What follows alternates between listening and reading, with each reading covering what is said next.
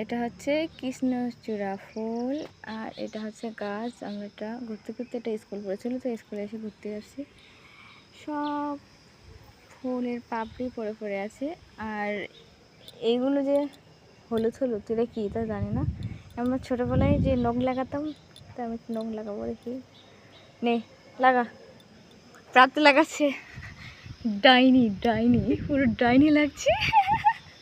দে আমার লাগাই দে। ছোটোবেলায় লাগাতাম, কত সুন্দর লাগতো। এখন বড় হয়ে গেছে, তো আমাদের গ্রামে ছিল, কিন্তু এখন সেটা কেটে ফেলেছে, এখন দেখা যায় না ওদিকে। এদিকে এসে দেখলাম।